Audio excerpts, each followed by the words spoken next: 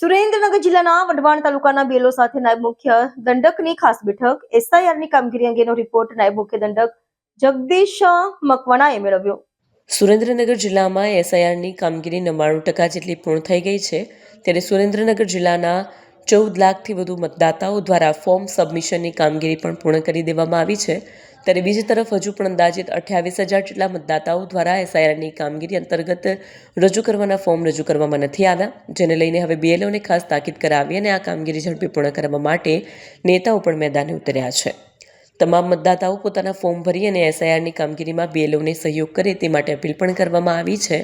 હજુ પણ જિલ્લાના 28,000થી વધુ મતદાતા હોય પોતાના ફોર્મ સબમિશન નથી કરાવ્યા, ત્યારે તે પણ કામગીરી ઝડપી પૂર્ણ કરવામાં આવે તેવી પણ અપીલ કરવામાં આવી છે। આ સંદર્ભે એસઆઈઆરની કામગીરી જોડાનાર બીએલઓની કામગીરી પણ ધારાસભ્ય દ્વારા બિરદાવવામાં આવી છે।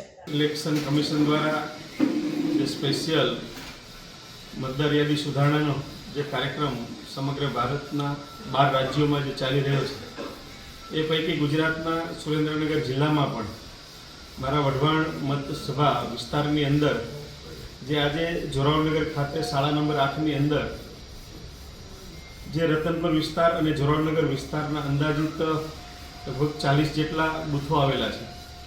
અમે શાળા નંબર 8માં જે આજે સુપરવાઇઝર અને બીએલઓ અને BLA2 સાથેની મુલાકાત લેતા બીએલઓ પણ ખૂબ જ સારી રીતે અને સંતોષકારક કામગીરી જે ચૂંટણી પંચ પ્રત્યેની સરકાર પ્રત્યેની નિષ્ઠા સાથેની એમણે બજાવી છે।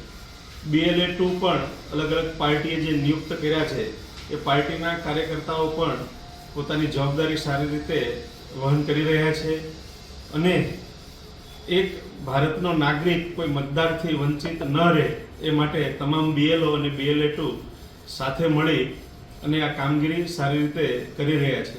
મેં પ્રત્યક્ષ સ્થળ ઉપર જઈ અને જ્યારે મુલાકાત લીધી ત્યારે મને પણ ખૂબ જ સંતોષ થયો કે બીએલઓ પોતાના જે સામાજિક વ્યવહારિક પ્રસંગો હોય, લગ્નની સિઝન છે છતાંય પોતે એને પ્રાધાન્ય નહીં આપી અને સરકારે જે કામ આપ્યું છે એને પ્રાધાન્ય આપી અને કામમાં દિલથી તનમનથી જોડાયા છે। એ બદલ તમામ બીએલઓને પણ અને BLA2ને પણ હું હૃદયપૂર્વકના અભિનંદન પાઠવું છું।